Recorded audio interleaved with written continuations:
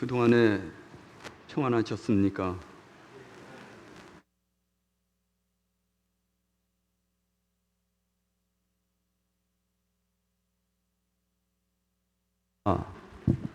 어제 늦은 밤에 우리 손녀딸 은혜가 복통이 일어나서 응급실에 갔다 왔습니다. 제가 우리 그 은혜를 생각하면서 40년 전에 이 소리가 괜찮습니까? 40년 전에 제가 우리 상욱이를 그때 열이 많이 나서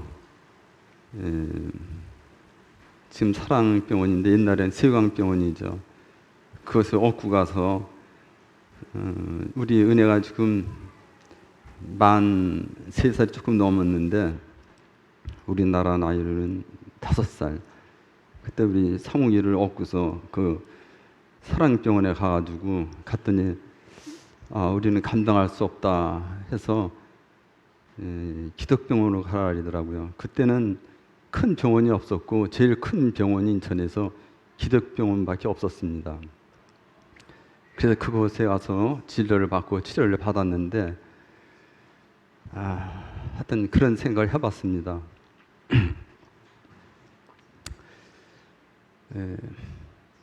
사도 바울이 고린도 교회에 관해서 익히 알고 있었던 것은 그 은사가 다양한 교회라는 것을 알고 있었습니다.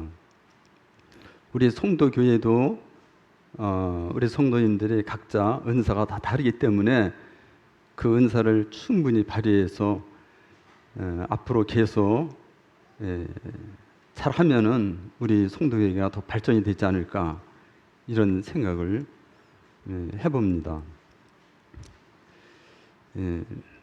고린도전서 12장 찾지 않아도 좋습니다. 고린도전서 12장 31절 마지막 절입니다. 거기에 보면은 사도 바울이 고린도 교회를 향해서 하신 말씀이 있어요.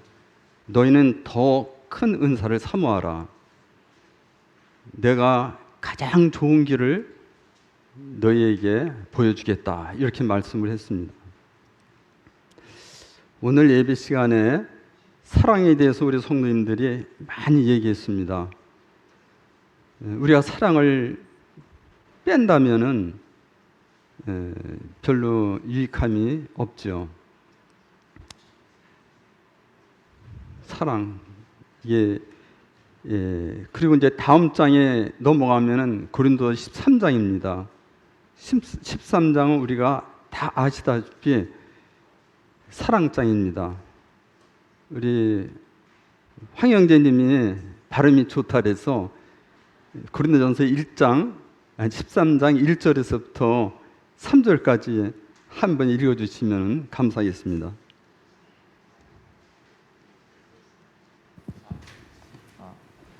내가 사람의 방언과 천사의 말을 할지라도 사랑이 없으면 소리나는 구리와 울리는 꽹과리가 되고 내가 예언하는 능력이 있어 모든 비밀과 모든 지식을 알고 또 산을 옮길 만한 모든 믿음이 있을지라도 사랑이 없으면 내가 아무것도 아니요 내가 내게 있는 모든 것으로 구제하고 또 내 몸을 불사르게 내줄지라도 사랑이 없으면 내게 아무 유익이 없느니라. 예, 감사합니다. 여기에서 우리가 이제 알아야 될 그 부분이 있는데 사랑은 방언과 천사의 말을 아무리 하더라도 사랑이 없으면은 무의미하다는 그런 말씀입니다. 그리고 산을 옮길 만한 모든 믿음이 있을지라도 사랑이 없으면은 자기는 아무것도 아니다. 여기에 그 1절에 내가 그랬는데 그거는 바울이 하는 말입니다. 사도 바울이 내가 사람의 방언과 천사의 말을 할지라도 바울은 어떤 분입니까? 그분은 우리가 감히 따라갈 수 없는 그런 사람이죠. 근데 바울이 내가 그랬습니다. 근데 그것을 나라고 지칭을 한다면 내가 이렇게 하면은 우리 성도님들이 아마 그 말씀에 대해서 동감을 할 줄 압니다. 산을 옮길 만한 모든 믿음이 있을지라도 어떻게 산을 옮길 수가 있어요? 그러나 사랑은 그런 믿음이 있을지라도 사랑이 없으면 자기에게는 아무것도 아니라고 그랬어요. 그 다음에 산을 자기 몸을 들여서 불사르게 내어줄지라도 사랑이 없으면 자기는 아무것도 아니다. 그리고 자기의 가진 재산을 다 들여서 누구를 구제할 때 뭐 병든 사람을 가서 뭐 치료비를 갖다 내준다든가 아니면은 억울함을 당한 사람에게 도움을 준다든가 여러 가지 자기 재산을 다 들여도 사랑이 없으면은 내게 있는 모든 것으로 구제하고 내 몸을 불사르게 내어줄지라도 사랑이 없으면 내게 아무 유익이 없다고 그랬습니다.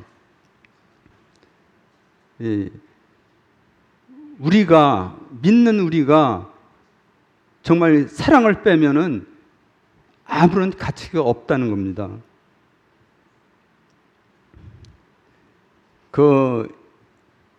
자기 몸을 불사른다. 이거는 순교하는 겁니다. 순교는 크게 나누면 두 가지 있다고 생각이 들어요. 하나는 그리스도인이 복음을 위해서 자기 몸을 죽기까지 내어주는 이런 순교가 있고, 또 한 가지는 자기 명예나 어떤 그런 다른 목적으로 하는 그 순교가 있습니다. 그 이슬람 여러분도 아시겠지만은 거기에는 젊은이들에게 폭탄을 짊어지게 해서 적진을 향해서 가서 자폭을 합니다. 근데 그들에게 교육시키는 게 있어요. 그것이 무엇이냐? 네가 죽는다고 하면은 다시 환생을 해서 내가 72명이라는 2명이라는 이 미인들과 결혼할 것이다. 이렇게 그들이 좀 말도 안 되는 것을 그 젊은이들에게 주입시켜 가지고 결코 자기 목숨을, 생명을 그냥 헌시자같이 버리는 이렇게 자폭을 합니다. 참 어리석잖아요. 그런데 요한복음 8장 44절에 보면은 이런 말씀이 있습니다. 너희는 너희 아비 마귀에게서 났으니 너희 아비 욕심대로 너희도 행하고자 하느니라. 그는 처음부터 살인한 자요, 그 속에 진리가 없으므로 진리에 서지 못하고 거짓을 말할 때마다 제 것으로 말하나니 이는 그가 거짓말쟁이요 거짓의 아비다. 이렇게 말씀이 기록이 되어 있습니다. 그러니까 사단은 거짓말쟁이입니다. 그 속에 진리가 없어요. 그러니까 어떻게 진리에 설 수가 있겠어요? 그렇잖아요. 그리고 그는 거짓말쟁이고 거짓의 아비라 그랬어요. 그 첫 구절에 보면은 우리는 다 마귀의 자식입니다.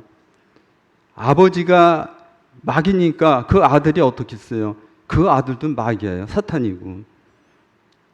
이 세상에는 그런 어둠이 존재한다는 것입니다. 그래서 우리는 거짓에 속으면 안 된다는 것입니다.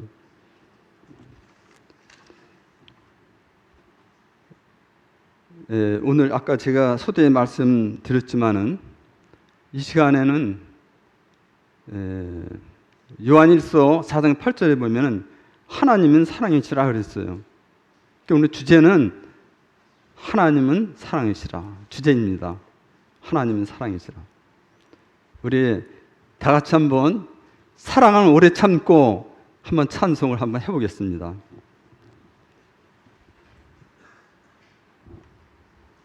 했어요.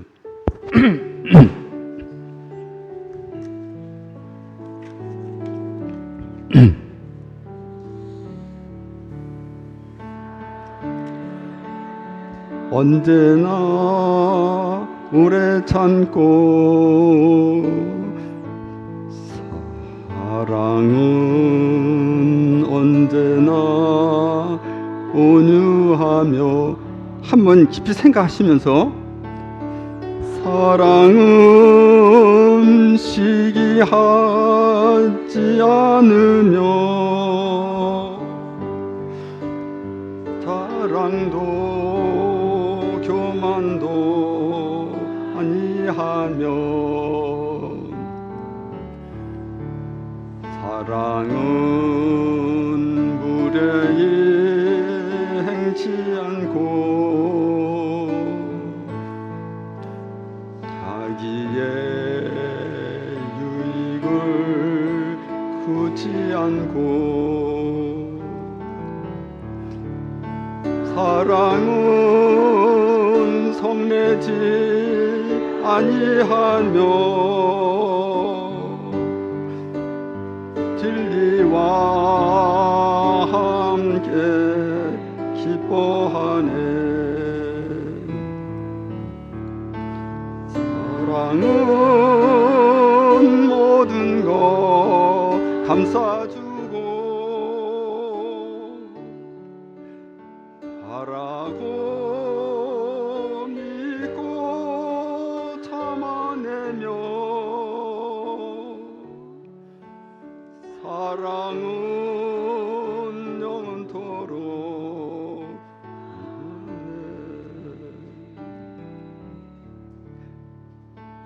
믿음과 소망과 사랑은 세상 끝까지 영원하며 믿음과 소망과 사랑 중에 그 중에 제일은 사랑이라.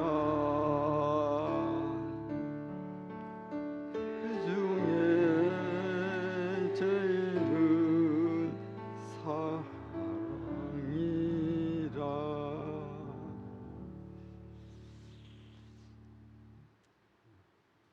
우리가 그냥 평범하게 이 찬송을 부르면은 의미가 없고 가사를 음미해서 부르면은 사랑이 어떤 것인가를 절실히 느끼게 됩니다. 그 다음에 4절에서부터 보면은 고린도전서는 13장 1절에서부터 13절까지 있죠. 근데 4절에 보면은 거기서부터 사랑은 오래 참는다 그랬습니다. 사랑을 오래 참는다. 이사야서 53장 7절에 보면은 그가 곤욕을 당하여 괴로울 때도 그 입을 열지 아니했으며 마치 도수장으로 끌려가는 어린 양과 털 깎는 자 앞에 잠잠한 양같이 그 입을 열지 아니하였도다 그랬어요. 예수님은 하나님이십니다. 그가 곤욕을 당하고 그 마음에 괴로움이 있다고 그랬습니다. 어찌 하나님이 되신 예수님이 괴롭겠어요? 여기 곤욕을 당한다고 하는 것은 심한 모욕입니다. 수치. 예수님은 그런 모욕을 당하셨어요. 그는 실형을 당하고 또 그를 향해서 비판하고 또 우리 주님은 매를 맞으시고, 저는 예수님이 이 손바닥으로, 사람들의 손바닥으로 얼굴을 맞으셨습니다. 주먹으로 맞으시고 그 채찍으로 맞으시고, 근데는 양손과 양발에는 못이 박히셨습니다. 왜 하나님이신데 왜 이런 수모를 당하시면서 오래 참으셨을까? 저와 우리 여러분들의 죄, 이 세상에 있는 모든 사람들의 죄를 위해서 그걸 용서해 주시기 위해서 참으신 분이 우리 주님이십니다. 털 깎는 자 앞에 잠잠한 양같이 그 입을 열지 아니했다. 그래서 오래 참으시는 겁니다. 하나님은 우리 성경에 보면은 보라 지금이 구원의 날이라고 그랬죠. 하나님께서는 이 구원을 위해서 오래 참으셨습니다. 제가 꽤 됐는데 우리 방영재님 장인인 되시는 김자, 현자, 섭자 맞으시죠? 그때 한번 그 장식장에 가서 한번 처음 뵀습니다. 여기 오신 거는 참 잘한 것입니다. 이 교회로 오시면은 하나님의 사랑이 무엇인가, 내가 왜 예수님을 믿어야 되는가, 이것을 알 수 있는 것입니다. 사람은 다 귀가 있기 때문에 들을 귀가 있는 자는 들을지어다 그랬어요. 그래서 보라 지금이 구원의 때라 그랬어요. 이 은혜의 때가 다 마감이 되면은 그때는 들어도 소용이 없습니다. 지난번에도 나오시고 지지난번에 그때도 나오신 것 같은데 오늘도 나오셨어요. 참 환영하고 잘 나오셨습니다. 사랑은 이렇게 오래 참는 것입니다. 그 다음에 두 번째로는 사랑은 온유하며 그랬습니다. 온유하다. 우리 황희찬 형제님이 그 자제분의 이름이 뭐죠? 예, 온유입니다. 그러면은 왜 온유라고 이름을 지었을까? 한번 들어보시기 바랍니다. 한번 말씀해 보세요.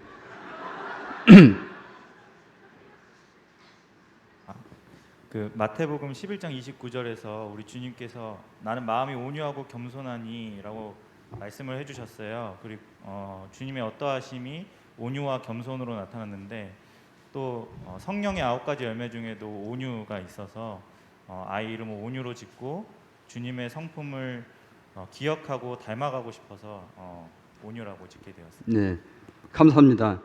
온유는 친절한 겁니다. 따뜻한 거, 그게 온유입니다. 예수님은 이런 분이셨어요. 우리 황영재님이 아마 여러 가지 이렇게 생각을 하다가 이름을 뭘 질까 하다가 아마 마태복음 11장 29절에 주님이 하신 말씀이에요. 나는 마음이 겸손하고 온유하니 나의 멍에를 메고 내게 배우라. 그리하면 너희 마음이 쉼을 얻으리라. 이게 참 얼마나 좋은 말씀입니까?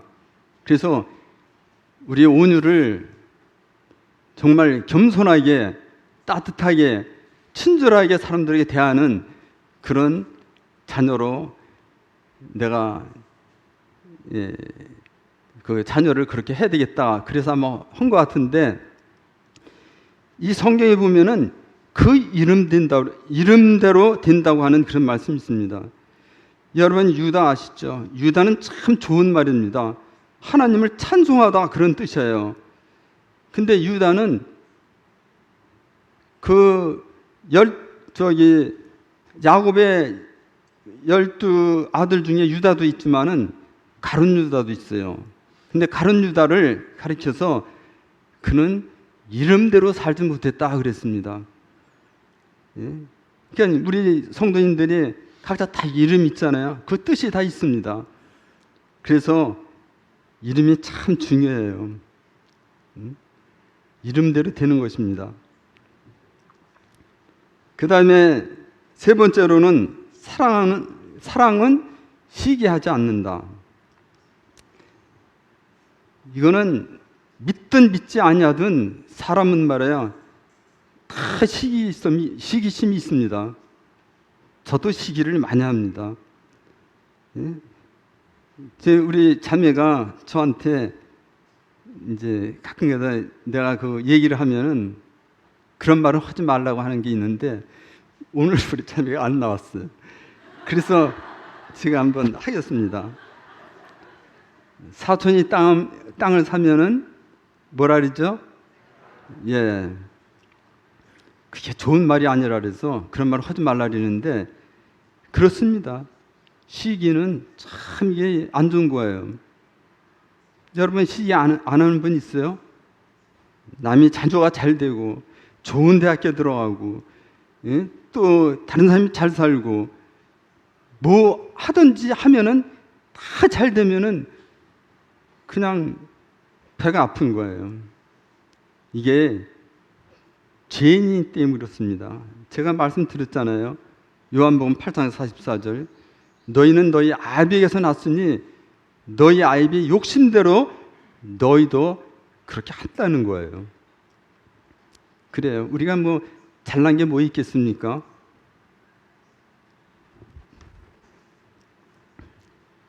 그런데 이 시기가 아주 많은 사람이 있었어요.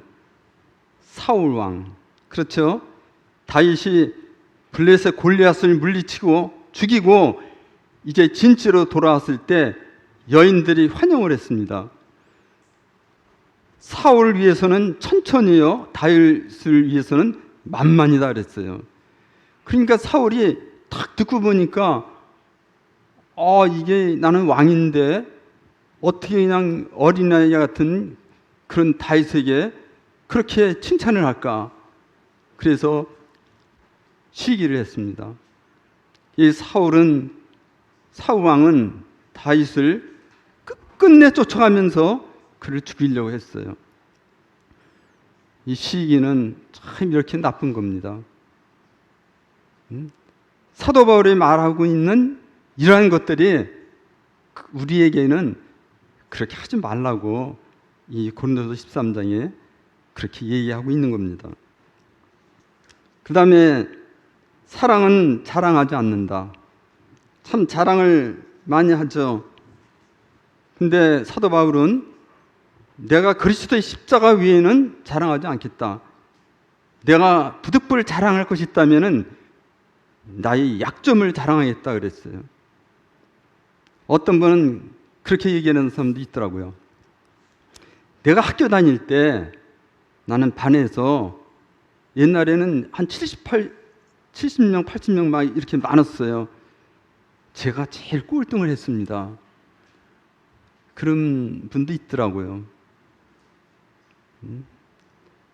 요한복음 1장에서 보면은 이 세례 요한을 가리켜서 나는 그 빛이 아니요 빛에 대해 증거하러 온 자라 그랬어요.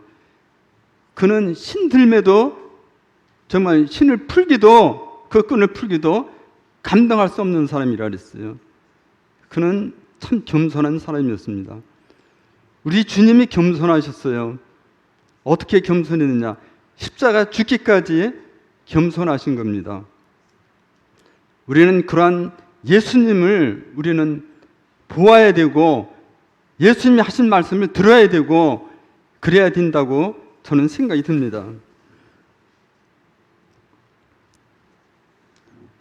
그 다음에 다섯 번째로는 사랑은 교만하지 않는 것입니다. 뭐 시기도 그렇지만 이 말씀이 비슷비슷해요. 근데 다섯 번째로는 교만입니다. 교만. 교만은 패망의 손목이라 그랬어요. 앞잡이라 그랬어요. 제가 때로는 참 교만할 때가 많이 있어요. 저는 뭐 별 볼 일 없는 사람이지만은 참 교만할 때가 있어요. 그렇잖아요. 근데 가만히 생각해 보니까는 성경에 교만도 나오고 거만도 나오더라고요. 근데 그 거만은 교만보다 조금 한 단계 높은 것 같아요. 그래서 거드름을 피운다고 할 때 저놈이 참 거만해 그러죠. 그러니까 사랑은 교만하거나 거만하지 않는 것입니다. 에스더에 보면은 이 하만이라는 사람이 있죠. 그건 아하수에로 왕의 두 번째 가는 권력자예요. 그가 유다인들을 다 말살하기 위해서 그 대표적인 인물 모르드게를 이 나무에다 달려서 죽게 하려고 했어요. 그런데 하나님 말씀에 보면은 높고자 하는 자는 낮아질 것이고 낮고자 하는 자는 높아지리라 그랬어요. 그런데 하만의 죄가 드러났기 때문에 모르드게가 달려야 될 그 장대에 하만이 달게 되는 것을 봅니다.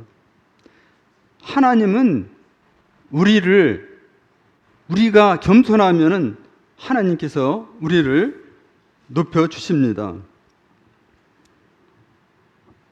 어떤 분이 이런 말을 했더라고요. 겸손은, 겸한의 반대는 겸손이 맞습니까? 아무 대답이 없으시네. 겸손은 머리의 높이가 아니라 마음의 높이라 그러더라고요. 저는 이게 처음 들어봤습니다. 머리의 높이가 아니라 마음의 높이라 그래요. 그 마음이 참 중요합니다. 사람이 마음으로 또 생각을 하게 되면은 이게 드러납니다. 그게 행동으로 드러나는데, 그래서 사람들에게 아, 저 사람은 교만하다, 나는 교만하다, 이게 드러나기 때문에 다른 사람들이 알아볼 수 있는 것입니다. 그 다음에 사랑은 성내지 아니한다. 사랑은 성내지 아니하는 겁니다. 저는 참 성을 많이 냅니다. 어떤 사람이 저를 가리켜서 그렇게 말하는 사람도 있어요. 저 사람은 참 성내지 않을 사람 같아. 이렇게 제가 얘기도 들어봤는데 참 누구보다 제가 성을 잘 냅니다. 이게 죄의 종자이기 때문에 그렇다고 생각이 들어요. 성내지 않는다. 그런데 성을 잘 내는 사람은 자존심이 강하다 그러더라고요. 왜냐하면 내가 업신여길 당하면은 자존심이 굉장히 상하잖아요. 그래서 그 자존심을 지키기 위해서 성을 자주 낸다고 합니다. 그 다음에 사랑은 무례히 행하지 아니한다. 모세가 말해요. 애굽에서 그 자기 민족을 끌고 이제 가나안을 향해서 갈 때 광야를 지나갑니다. 이제 물이 없어서 백성들이 막 원망을 해요. 모세한테. 예? 우리가 애굽에 있었면은 거기에는 뭐 무도 먹고, 부추도 먹고, 또 오이도 먹고, 이런 야채를 먹고, 맛있는 거를 잘 먹고 행복하게 잘 살 수 있었는데, 왜 우리를 끌고 이 햇볕이 내려쬐이는 아무것도 없는 그 벌판에 우리를 끌고 왔느냐, 막 원망을 합니다. 그때 모세가 하나님께 간청을 합니다. 하나님 아버지, 이 백성을 좀 살려주십시오. 물을 좀 주십시오. 그랬을 때 하나님께서 모세에게 지시를 합니다. 반석을 향해서 물을 내라 그랬습니다. 그랬는데 하도 그냥 그 백성들이 하는 거 찌들려서 화가 잔뜩 난 모세가 지팡이로 그냥 반석을 내리쳤습니다. 우리가 화를 나면 그냥 뭘 던지잖아요. 예? 혹시 부부싸움 할 때 그런 던진 경험이 있으신지 모르겠어요. 화가 나면 아무것도 막 던지잖아요. 어떤지 뭐 텔레비 뭐 그냥 막 깨치는 그런 사람도 있다 그러더라고요. 근데 모세가 그랬어요. 그래서 한 번 친 것도 아니고 두 번을 내리쳤어요. 근데 이게 하나님 앞에 무리한 겁니다. 그게 별거 아닌 것 같은데, 그래서 그는 가나안 땅에 들어갈 수가 없었어요. 느보산 꼭대기에 있는 그 기스가산이라는 그 산봉우리에 올라가서 가나안을 향해서 그는 쳐다만 봤습니다. 자기가 들어가고 싶은 가나안 땅에 그는 못 들어갔어요. 우리는 무례히 하는 것을 금해야 되겠다, 그런 생각을 합니다. 그 다음에 사랑은, 8번째에 사랑은 악한 것을 생각하지 않는다.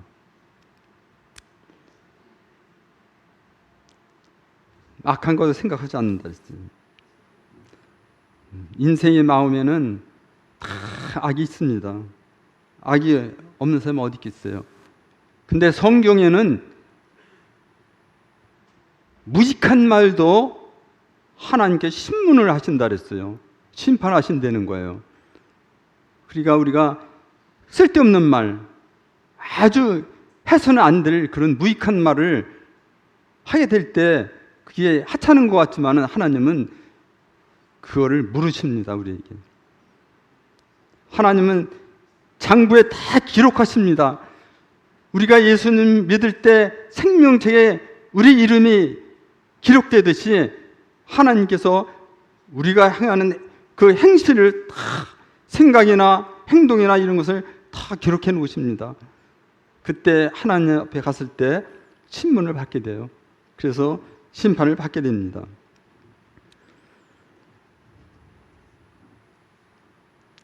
우리가 참 사람을 미워하면은 원수가 되죠. 그는 하나님은 원수를 맺지 말라 그랬습니다. 로마서 한번 볼까요? 로마서 12장 19절입니다.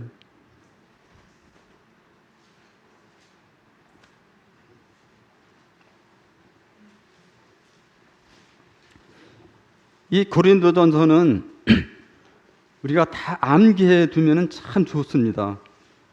제가 예전에 이걸 다 암기를 했는데 우리가 지지난 우리 아브라함도에서 고린도전서를 읽는 시간이 있었어요. 한 달 동안.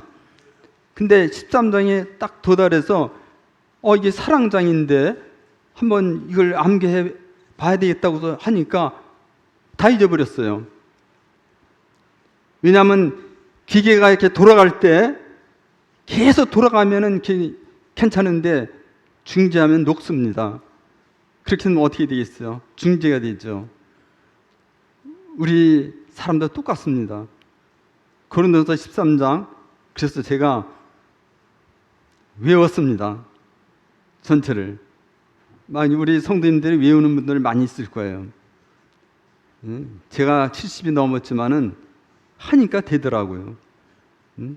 내게 능력 주신 자 안에서 내가 모든 것을 할 수 있다. 이게 주님 말씀입니다. 할 수 있어요. 우리 노성진도 계시지만은 우리 최연자자 모친님께서 이 사랑의 장을 그때 우리가 모였을 때 이걸 암송을 했습니다. 다 하실 수 있어요. 근데 우리 젊은 분들은 이거 못 하겠습니까? 한번 읽어보겠습니다. 로마서 12장 19절에 내 사랑하는 자들아 너희가 친히 원수를 갚지 말고 하나님이 진노하시면 맡기라.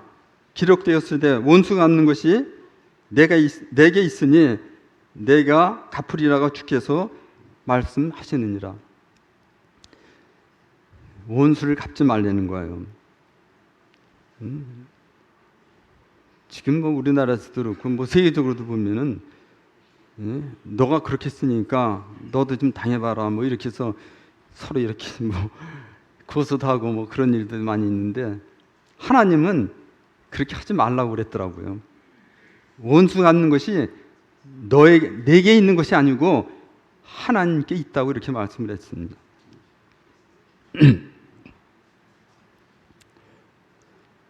제가 아주 오래전에 우리 김선자 자매님께서 하셨던 말씀이에요. 자매님이 그걸 기억하실는지 모르겠지만은 그때 마태복음에 있는 그 말씀을 해주셨어요. 마태복음 16장 이건 찾지 않아도 좋습니다. 마태복음 16장 19절에 보니까 네가 땅에서 무엇이든지 매면 하늘에서도 매일 것이요 땅에서 풀면 하늘에서 풀리리라. 제가 그걸 잊어버리질 않아요.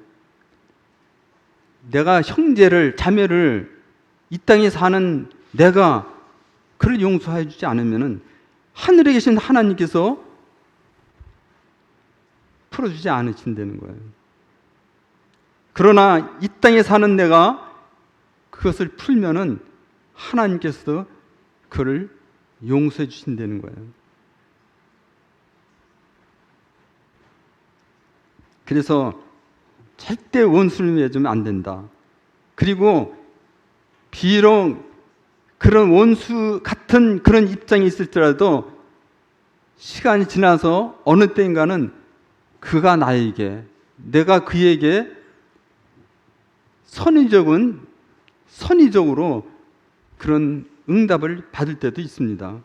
그래서 사람을 미워하거나 사람을 용서하지 않는 것은 참 옳지 않습니다. 예수님이 그걸 우리에게 본을 보여주셨잖아요. 예? 우리는 모두가 다 죄 때문에 죽어야 될 우리를 예수님이 이 땅에 오셔서 화목제물로 우리를 사랑해 주셨습니다. 하나님 앞에 갈 수 없는 나를 예수님을 통해서 중간은 역할을 해줌으로 인해서 하나님 앞에 갈 수 있게 됐는데, 내가 그런 것을 참지 못하고 용서할 줄 모른다면 이게 되겠습니까? 성경은 고린도전서 13장에 사도 바울이 이 말씀을 우리에게 해주십니다.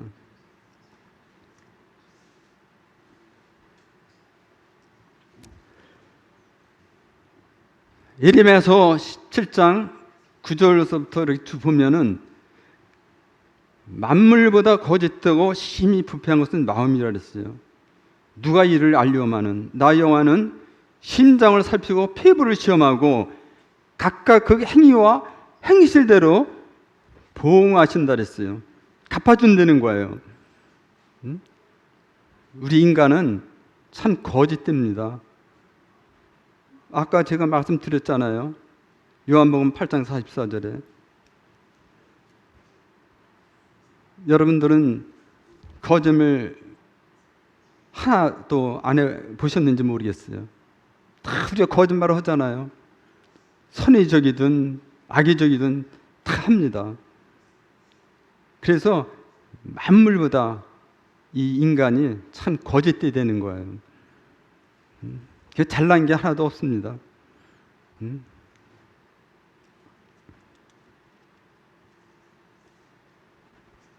그 다음에 9번째로 불의를 기뻐하지 아니한다 그랬어요. 그리고 함께 기뻐하는 것이라고 그랬습니다.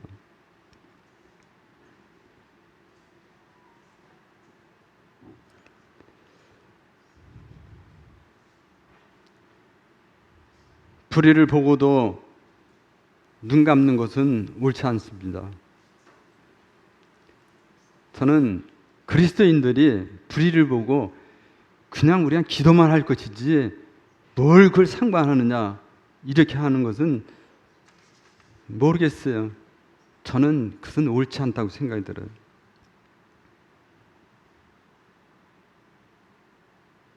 제가 옛날에 군대 생활을 할 때 투표를 한 적이 있습니다.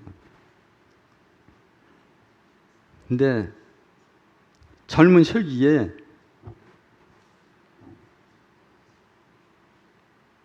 하는 대로 할 수 없겠더라고요. 그게 불의이기 때문에. 그런데 그걸 제 생각대로 불의를 볼 수 없어서 했는데 그게 저에게 아주 그냥 큰 고통이 된 적이 있어요. 그런 적이 있습니다. 그러나 하나님께서는 이 불의에 대해서 하나님 그걸 용서할 수가 없어요. 우리는 이 부분에 대해서 생각을 해야 될 것입니다. 13장 고린도서 13장 9절에 보면은 부분적으로 예언하니 그 말씀이 있습니다. 우리가 부분적으로 예언하니. 그 다음에 11절에 보면 똑같은 말씀이 있는데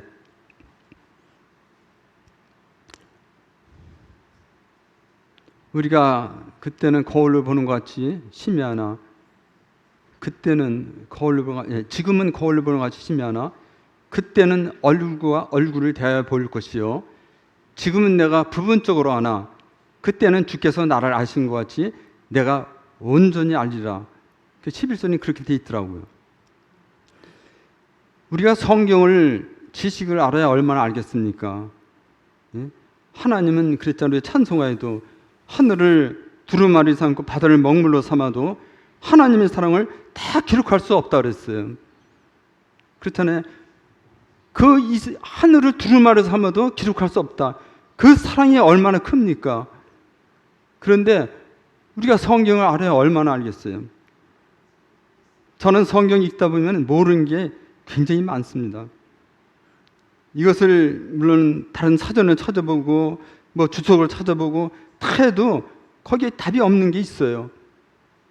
그런데 하나님은 그냥 모르면 모르는 대로, 물론 성도님들한테 물어봐서 아는 게 좋겠지만은 모르면 모르는 대로 해야지, 그걸 어거지로 자기 생각대로 이거 풀면은 참 이게 어렵습니다. 그래서 성경은 그렇게 하지 말라 그랬어요. 하나님 말씀을 함부로 풀어서는 안 된다. 그러니까 우리가 지금은 부분적으로 아는 거예요, 우리가. 근데 하나님, 우리가 이제 천국에 가서 우리 주님 만났을 때 얼굴과 얼굴을 볼 때는, 그때는 온전한 것을 내가 알 수 있다는 거예요. 지금 내가 부분적으로 알고 부분적으로 예언하니 온전한 것이 올 때는 내가 그것을 알 수 있다. 그래서 이 성경을 함부로 풀어서는 안 된다, 그런 말씀입니다.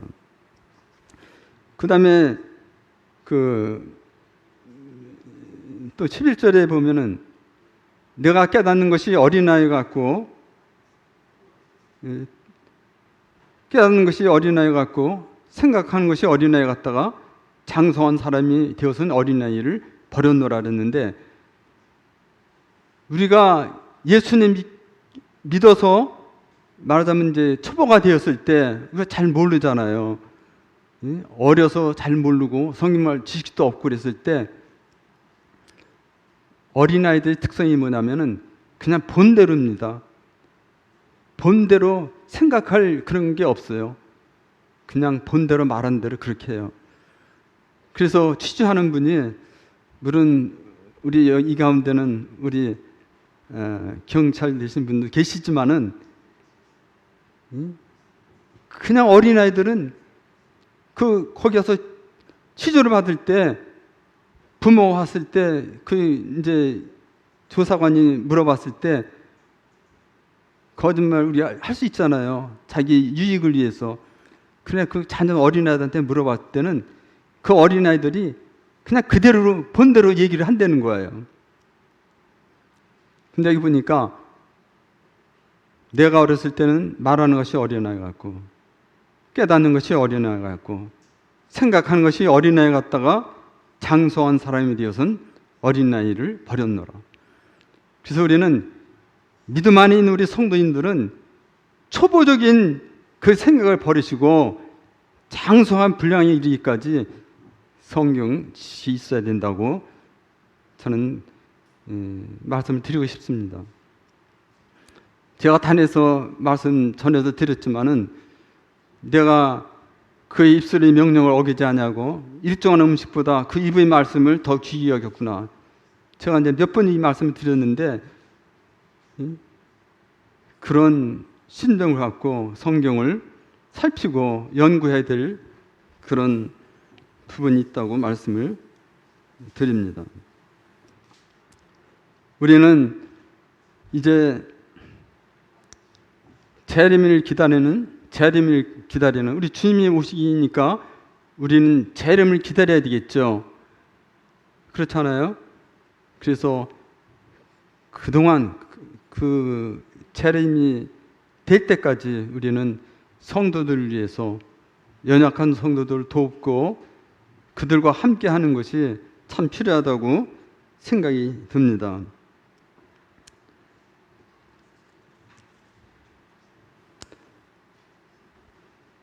그런저 믿음, 소망, 사랑, 이 세 가지는 항상 있을 것인데 그 중에 제일은 사랑이라. 이제 13절 마지막 절인데, 이 믿음이 없이는 소망이 없습니다.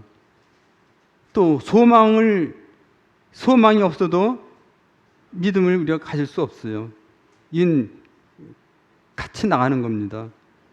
믿음이 없는데 어떻게 내가 하나님 나라에 들어갈 수 있다는 그 소망을 갖겠어요? 또 믿는 자가 그런 소망이 없을 수 없잖아요. 믿는 자는 그런 소망이 있는 겁니다. 그리고 사랑은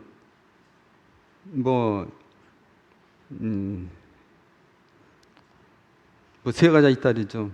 에로스 사랑이 있고 필리아 사랑이 있고 아가페 사랑이 있다 그랬는데 우리는 하나님의 사랑, 아가페 사랑을 우리는 배워야 되고 그렇게 실천해야 될 줄 압니다. 믿음이 없이 아가페 사랑을 할 수 없어요. 소망이 없이 아가페 사랑을 할 수 없는 겁니다. 그래서 이 세 가지는 다 연합이 되고 있어요. 그런데 그 중에 제일은 사랑이다 이렇게 말씀을 했어요.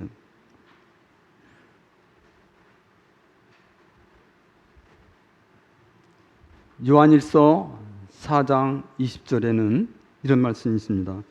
한번 찾아보겠습니다. 요한일서 4장 20절.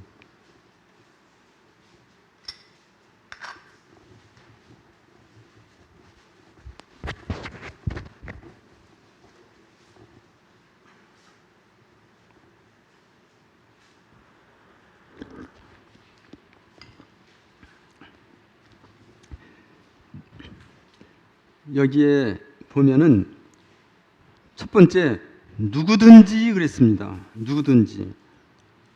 그건 누구든지 이해가 될 수 없다는 거예요.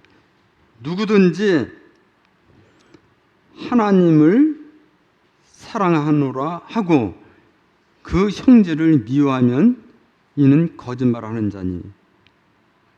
그랬죠. 하나님을 사랑한다 하면서 그 형제나 자매를 미워하면은 그건 거짓말 한다는 거예요. 그건 제가 말하는 게 아닙니다. 누가 얘기하느냐? 하나님께서 우리에게 그렇게 말씀해 주시는 거예요. 우리 성도님들 가운데 미워하는 분 있습니까? 뭐 시어머니를 미워하고 며느리를 미워하고 또 다른 성도들을 미워하고 다 그럴 수 있죠. 그런데 성경은 분명하게 말씀하시기를 누구든지라고 했습니다. 누구든지. 아무도 예의가 될 수 없어요. 누구든지 하나님을 사랑하노라고 그 형제를 미워하면 거짓말하는 자라. 보는 바 살아있는 그 형제를 사랑하지 못하는 자가 보지 못하는 바 하나님을 뭐라 그랬습니까? 뭐라 그랬어요? 보지 못하는 바 하나님을 사랑할 수 없다 그랬잖아요. 그러니까 우리가 거짓말하지 않기 하기 위해서도 형제나 자매님들을 미워해서는 안 되겠다. 성경은 율법은 말이에요. 미워하는 자마다 이미 살인했다 그랬어요. 뭐 시간이 다 됐네요. 한 가지만 말씀을 드리겠어요. 그리고 끝맺겠습니다. 요한복음 8장 47절입니다. 요한복음 8장 40절 한 가지 말씀 드리고 끝내겠습니다. 하나님께 속한 사람은 하나님의 말씀을 듣나니 너희가 듣지 아니하면 하나님께 속하지 아니했다 그랬습니다. 하나님께 속한 사람은 하나님 말씀을 듣는다 그랬어요. 성경에 있는 하나님 말씀을 듣지 않는 사람은 하나님께 속하지 않은 사람. 다시 말해서 나는 너와 관계없다. 그렇다는 것입니다. 그렇다면은 우리가 어떤 사람이 되어야 되겠습니까? 제가 숙제를 남기고 이상 말씀을 마치겠습니다. 감사합니다.